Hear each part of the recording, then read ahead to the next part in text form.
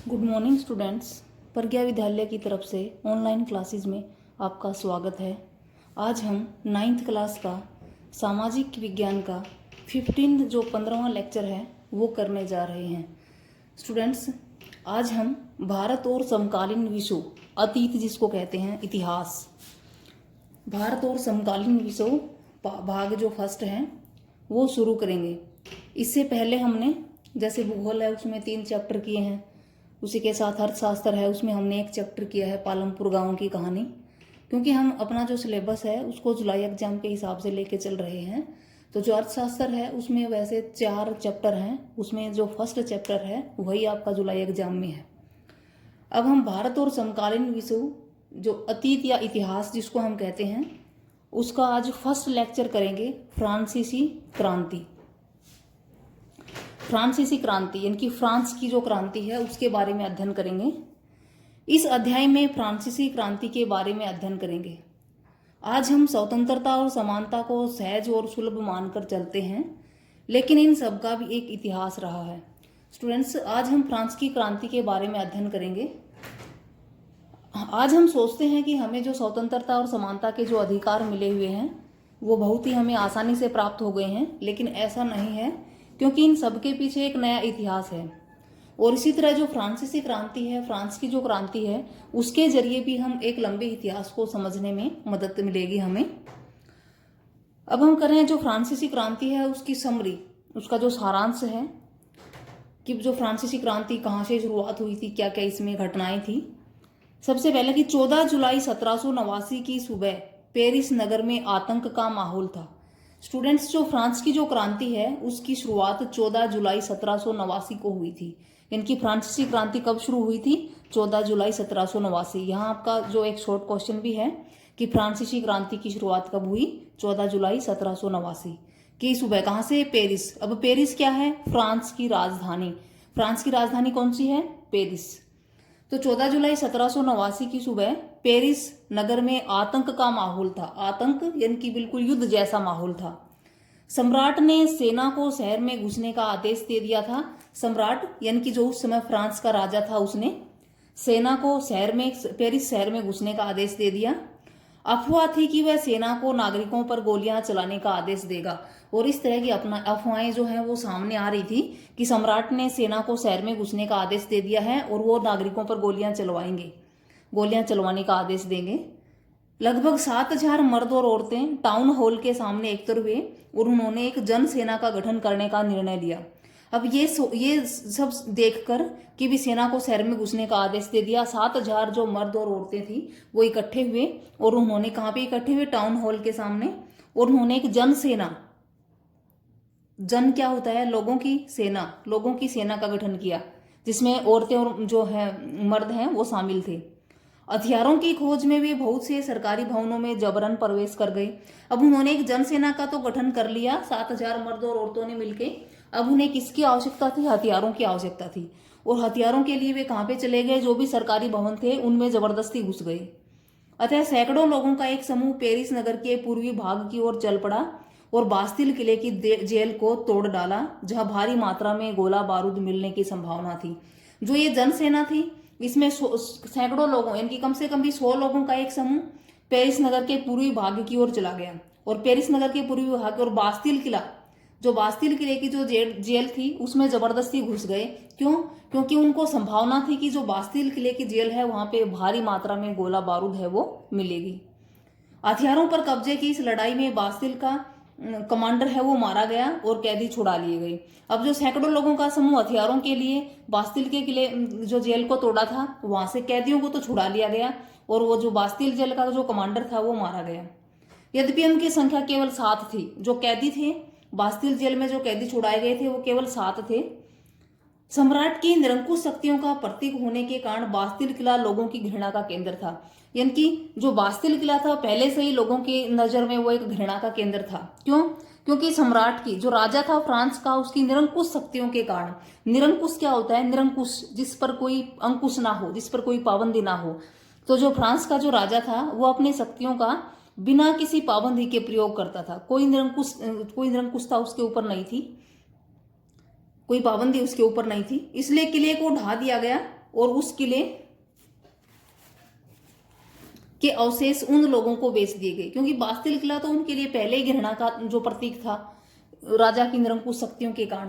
तो लोगों ने क्या किया, उस किले को ढा दिया और उस किले के जो अवशेष थे वो उन लोगों को दे दिए जो स्मृति चिन्ह के रूप में रखना चाहते थे। उस किले का जो चिन्ह है जो उसको रखना चाहते थे स्मृति के रूप में, उनको दे दिए गए।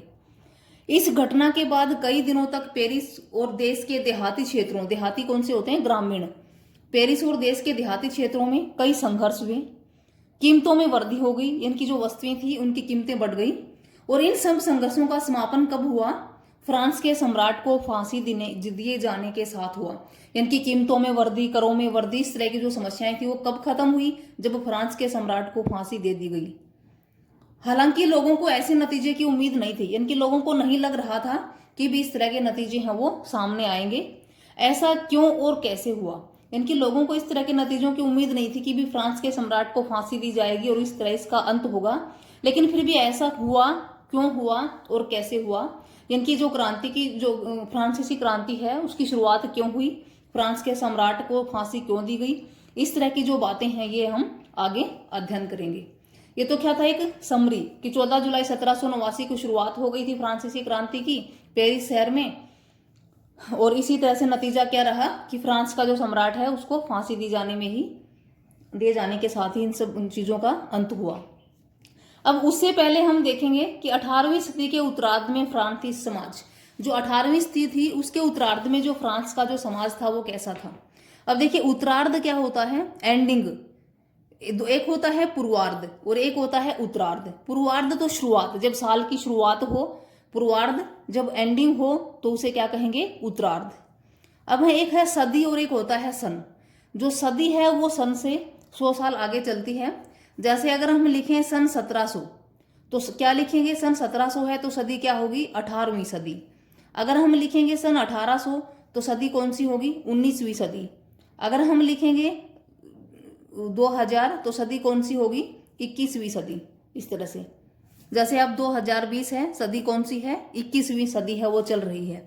अब जैसे 1700 से लेके 1800 के बीच में जितने भी सन होंगे, 1701, 2, 3, 4, जितने भी 1799 तक, तो ये कौन सी सदी रहेगी, 1799 तक ये 18वीं सदी रहेगी। अब जैसे ही 1800 शुरू हो जाएगा, 1800 से लेके 1800 से 1899 तक कौन सी सदी रहेगी, 19वीं सदी रहेगी। तो इस तरह से ये जो फ्रांसीसी समाज की घटना कौन सी सदी की है, 18वीं सदी की है। और सन इसमें कौन से रहेंगे सारे, 1701 से लेके 1799 तक। फिर सन 1774 में, अब 1774 देखो 18वीं सदी का उत्तरार्ध है, क्योंकि उत्तरार्ध 74 लास्ट में है, यानी कि एंडिंग है, 50 के बाद है जो। तो सन 1774 में बूर्बो राजवंश का शासक लुई 16वां फ्रांस की राजगद्दी पर आसीन हुआ। ये पहले समाज के बारे में बता रहा है कि जो फ्रांस के समाज का नेता वो था, शासक था, वो कौन था, कब राजगद्दी पर बैठा, इस तरह से लास्ट में क्रांति की शुरुआत कैसे हुई, कैसे उसकी, ये सारी बातें। तो सन 1774 में बूर्बो राजवंश का शासक लुई 16वां फ्रांस की राजगद्दी पर आसीन हुआ। अब फ्रांस का शासक कौन बना, लुई 16वां। कब बना, 1774 में राजगद्दी पर बैठा। कौन से राजवंश से संबंधित था, बूर्बो राजवंश से। उस समय उसकी उम्र केवल 20 साल की थी, यानी कि जब वो राजगद्दी पर बैठा उस समय उसकी उम्र कितनी थी, 20 साल की। उसका विवाह ऑस्ट्रिया की राजकुमारी एंतोइनेट से हुआ था, यानी कि लुई 16वें का विवाह किससे हुआ था, ऑस्ट्रिया की राजकुमारी से, मेरी एंतोइनेट। तो उसकी लुई 16वें की पत्नी का क्या नाम था, मेरी एंतोइनेट। राज्यारोहण के समय उसने राजकोष खाली पाया, कि जब लुई 16वां राजगद्दी पर बैठा तो उस समय जो फ्रांस का जो राजकोष था वो खाली था। अब क्यों था फ्रांस का राजकोष खाली, क्या कारण थे फ्रांस के राजकोष खाली होने के, लंबे समय तक चले युद्ध, क्योंकि लंबे समय से फ्रांस में युद्ध है वो चल रहे थे, और लंबे समय से चले युद्धों के कारण फ्रांस के जो जितने भी वित्तीय संसाधन थे वे नष्ट हो चुके थे, तो इसलिए फ्रांस का राजकोष है वो खाली था। वर्साय के विशाल महल और राज दरबार की शान शौकत बनाए रखने का बोझ है वो अलग से था। अब एक तो पहले से ही वित्तीय संसाधन नष्ट हो चुके थे, राजकोष था वो खाली था लंबे समय से चले युद्धों के कारण, और ऊपर से राज दरबार की जो शान शौकत था और जो महल था उसका जो खर्चा था उसका बोझ अलग से था, उसको बनाए रखना, उसकी शान शौकत बनाए रखने का जो भी खर्चा था। लुई 16वें के शासनकाल में फ्रांस ने अमेरिका के 13 उपनिवेशों को आजाद कराने में सहायता दी थी। जब लुई 16वां फ्रांस का राजा था तो उस समय फ्रांस ने अमेरिका की सहायता की थी, किसमें की थी अमेरिका की सहायता? अमेरिका के 13 उपनिवेश ब्रिटेन से आजाद करवा दिए थे। उपनिवेश क्या होता है? जब एक देश दूसरे देश को गुलाम बना लेता है। तो ब्रिटेन ने अमेरिका के 13 देशों को गुलाम बना रखा था, और वो किसने छुड़वाए थे? फ्रांस ने छुड़वाए थे। वो 13 उपनिवेश जो किसने मुक्त करवाए थे? फ्रांस ने। जब फ्रांस ने अमेरिका की सहायता की तो इस समय भी जो है कुछ जो कर्ज है उसके ऊपर बढ़ गया था। इस युद्ध के चलते फ्रांस पर 10 अरब लिब्रे का बोझ बढ़ गया। अब फ्रांस ने अमेरिका की सहायता की तो ये भी एक युद्ध ही था, वो जो 13 उपनिवेश थे उनको आजाद कराने का। फ्रांस अमेरिका की सहायता कर रहा था उपनिवेशों को आजाद कराने में। पहले वित्तीय संसाधन नहीं थे, राजकोष खाली था, शान शौकत का भी खर्चा था, और ऊपर से अमेरिका के उपनिवेशों को भी आजाद कराना था। तो जिससे क्या हुआ? फ्रांस के ऊपर 10 अरब लिब्रे का बोझ बढ़ गया था। यानी कि लिब्रे क्या है? फ्रांस की मुद्रा थी। पहले फ्रांस की मुद्रा का नाम लिब्रे था। जिस समय फ्रांस का राजा कौन था? लुई 16वां। तो लिब्रे का बोझ बढ़ गया था फ्रांस के ऊपर। सरकार से कर्जदाता 10% ब्याज की मांग भी करने लगे थे। जो कर्जदाता थे वो भी मांग करने लगे 10% सरकार से। फलस्वरूप फ्रांसीसी सरकार अपने बजट का एक बड़ा हिस्सा कर्ज को चुकाने में लगाने लगी। यानी कि सरकार के ऊपर कर्ज बढ़ गया। अब जो भी थोड़ा बहुत बजट था फ्रांसीसी सरकार उसको क्या करने लगी? अपने कर्जे को चुकाने में लगाने लगी। जिससे सेना के रखरखाव, राज दरबार, सरकारी कार्यालयों आदि के चलाने के लिए सरकार करों के बोझ से दब गई। अब सेना के लिए रखरखाव के लिए भी पैसे चाहिए, राज दरबार के लिए भी, सरकारी कार्यालयों को चलाने के लिए भी। तो इन सब के लिए सरकार ने क्या किया? सरकार के ऊपर किसका बोझ बढ़ गया? करों का, टैक्स का बोझ बढ़ गया। एक तो कर्ज था, बजट है वो तो कर्ज चुकाने में लगा दिया। अब इन सब के जो ऊपर जो टैक्स थे उसका बोझ भी सरकार के ऊपर ही क्या हो गया? बढ़ गया।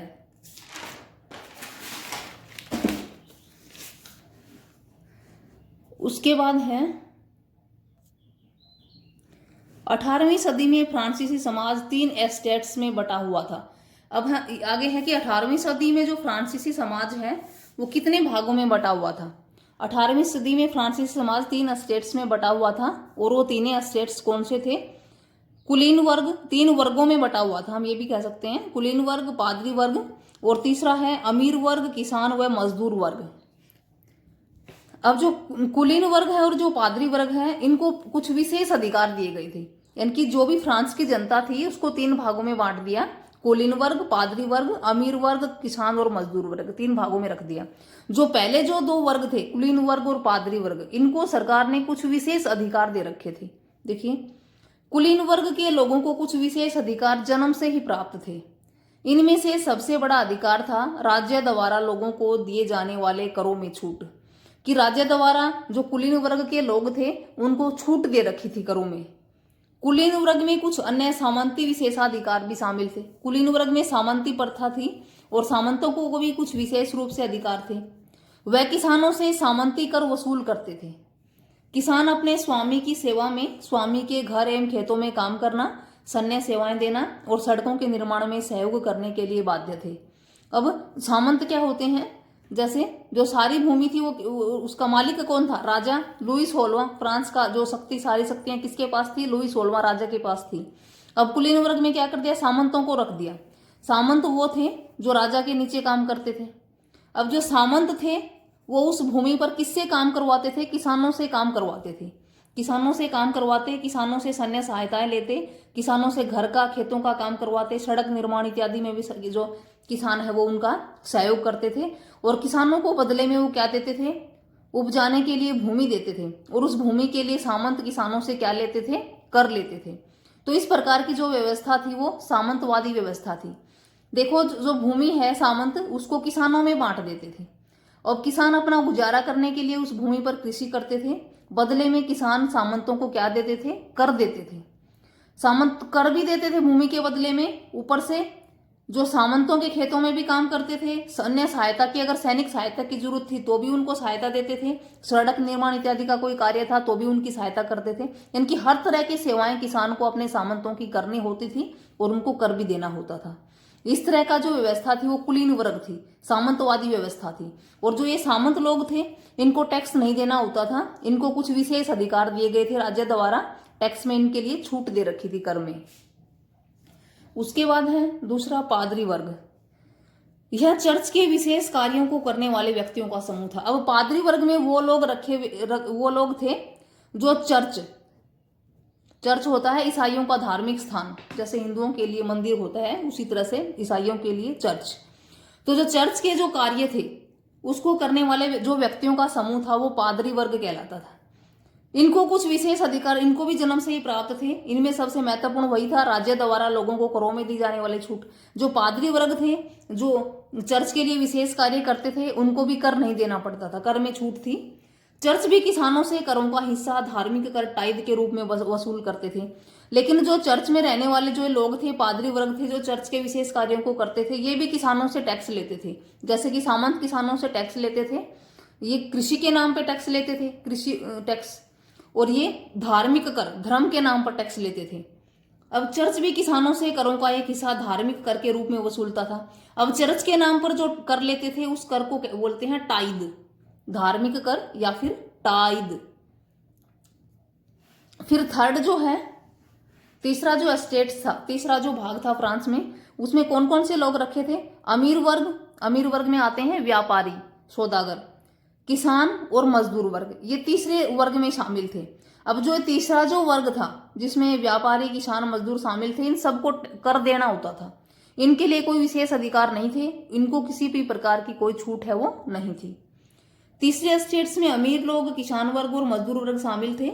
इन्हें सरकार को प्रत्यक्ष कर और अनेक अप्रत्यक्ष कर चुकाने पड़ते थे, प्रत्यक्ष और अप्रत्यक्ष कर। जब सरकार को जब इनके द्वारा जो प्रत्यक्ष कर सीधा जो कर दिया जाता था उसको टाइल कहते हैं, टाइल, प्रत्यक्ष कर या टाइल। अब देखो टाइद और टाइल दोनों एक जैसे ही शब्द हैं, दोनों में डिफरेंस क्या है? टाइद हम उसको कहेंगे धार्मिक कर है वो तो टाइद है, प्रत्यक्ष कर है वो टाइल है। जो धार्मिक कर है वो तो चर्च के नाम पर लिया जाता है किसानों से, और टाइल है वो अमीर वर्ग, किसान और मजदूर वर्ग द्वारा सीधे सरकार को पे किया जाता है। इसके साथ कुछ अप्रत्यक्ष कर भी थे, जैसे अप्रत्यक्ष कर नमक और तंबाकू जैसी वस्तुओं पर लगाया जाता था। इस प्रकार राज्य के वित्तीय कामकाज का सारा बोझ करों के माध्यम से जनता द्वारा वहन किया जाता था। यानी कि जितना भी जो कर्ज था फ्रांस की फ्रांसीसी सरकार के ऊपर वो किससे वसूल करती थी?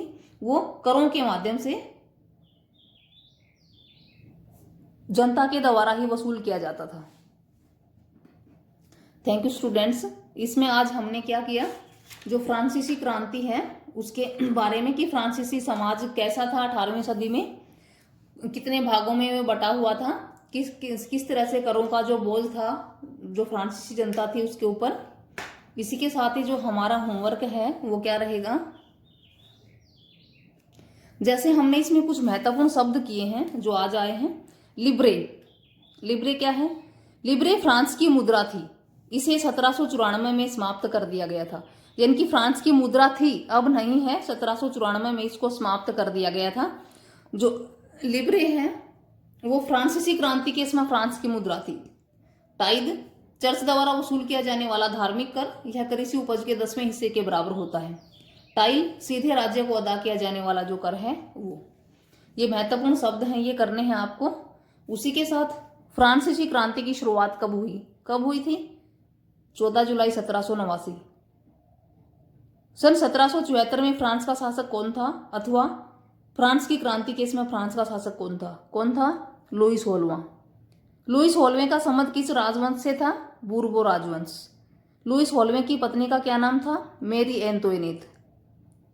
उसके बाद है लुईस 16वें के शासनकाल में फ्रांस ने अमेरिका के कितने उपनिवेश आजाद करवाए? 13। नेक्स्ट है 18वीं सदी में फ्रांसीसी समाज कितने स्टेट्स में बटा हुआ था? नाम बताओ।